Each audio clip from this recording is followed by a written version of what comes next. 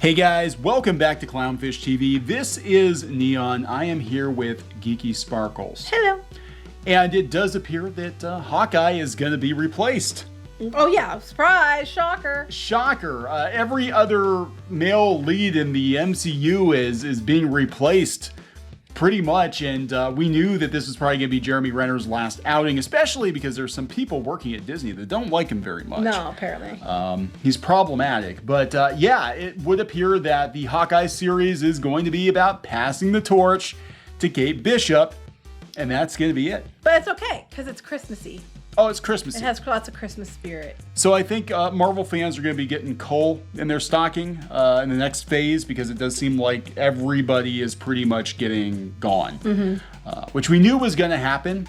And this kind of leads into the MCU, which people talk about being mostly female replacements. We're going to talk about how Marvel did this before, where they tried replacing everybody, and it didn't go very well in the comics. And they had to walk it back, but they've got the multiverse now, so they can bring Tony and Steve Rogers back, but just different actors playing them. Right. That's part they'll do. They're variants, and they're cheaper too. So we're going to talk about that. Before we get into it any further, please subscribe for more pop culture news, views, and rants, guys. We're over 233,000 subs. Thank you for the support. So you wrote this earlier today. I like the little Christmas hat you put on Jeremy Renner, that Hawkeye is going to be full of Christmas spirit. That's right. And it's also going to pass the torch. Yes. Apparently, this was from a TV Guide, interview or something they had that there was on TV Guide magazine's fall preview issue. And someone had put it on Reddit. So credit to the person on Reddit with the Marvel Studios spoilers. And then someone told me about it, so I went and got it. But this is what it says. Much better than socks.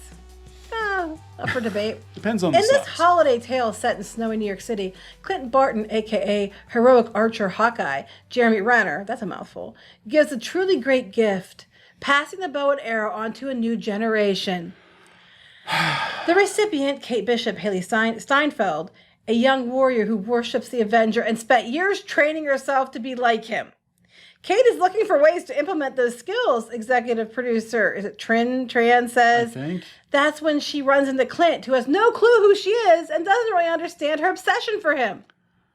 I'm your biggest fan. So yes, it's literally Incredibles. Except just hope she's not going to turn bad. But yes. But again, she's another newer character, and it was interesting. I was talking to Wes from Thinking Critical earlier today, and we were talking about the theory with Disney with Phase 4 and Phase 5 is like, did they plan this in the comics, 5-10 years ago to ultimately replace all the MCU characters too? And I think the answer is yes. I think they actually had a mandate to make the comics more diverse because they knew that the contracts were going to run out for a lot of these actors. And by diverse, I mean mostly women. Mostly women, yeah.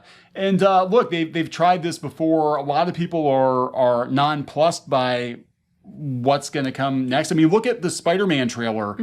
Had more views than Endgame, but they can't muster up a give a shit for the Eternals and Shang-Chi. Yeah, and then I only saw the first commercial I ever saw on TV for Shang-Chi today. Yeah. And it comes out, Friday? Is it Friday? I think so. And then, Friday. And the Eternals, they've been pushing Eternals over Shang-Chi. Yeah. So it's clear they're trying to push that. I think that they know that's their uphill battle. The rest of this goes on. Like the Marvel Comics by Matt Fraction and David, is it Aja? Yeah. Hawkeye is fueled by both action and punchy tete-a-tetes between Kate and Clint. Punchy tete-a-tetes. No, it doesn't happen that way. That's sexism. Tran calls the show grounded and funny, packed to the brim with Christmas spirit. So let's recap.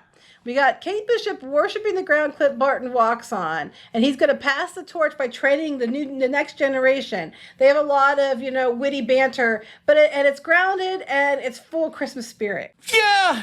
Because no one's ever made a Christmas movie in New York before. Has never happened. Never. And yet the 6 episodes take place after the events of 2019's Avengers Endgame, when the 5-year disappearance of half the population, including Clint's wife and kids, was reversed. The city has in many ways recuperated and continued thriving, says Tran, but the same can't be said for all its citizens. Your love keeps on lifting me. We're going to spray him down slime? Yeah, there we go. Oh my God, they should bring the Statue of Liberty to life. I'm just like, So it's a Christmas movie? It's a Christmas movie. Now, to be fair, it makes sense that he'd want to stop. Yeah, the MCU version of Clinton Barton is a family man, and his family's back. So how's his wife gonna feel? He's married to Velma from Scooby-Doo. Mm-hmm. How's his wife gonna feel with him running around with a teenage girl?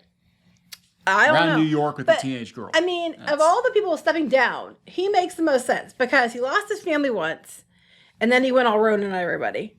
And then he lost his best friend who beat him to who could die first. Yeah. So, I mean, dude's probably out. You know, if I were him, I'd be out. I'd be wanting out too. Oh, I'm sure he wants out anyway because, Renner, they've been trying to get him canceled. Well, no, I mean the character, but yes. Yeah, I'm sure all the way around. Yes. He probably just wants out. I mean, it makes sense for this one. I can see it. This one makes sense. But at least they're being honest. At least they're telling you up front what it is. I get mad about Cowboy Bebop too, but at least they're being upfront about it. They're saying, hey, it's going to be different. I'll give them that. I will give them they're being upfront.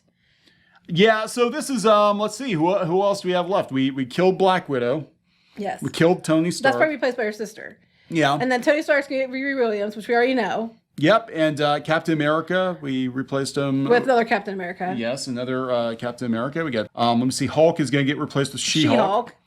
They're putting in Ms. Marvel. Jane Foster, Thor. Yeah. Oh, yeah. And then they have, that's supposed to be replaced. That's supposed to be like an addition to. You wait. We have new people with Ms. Marvel. And then we have Monica Rambeau. And then we have, is she doing, what is she, Photon? Or is they have something else? I don't know if she's going to be Photon. Well, they're probably going to call her Photon because I can't imagine they're going to call her Captain Marvel.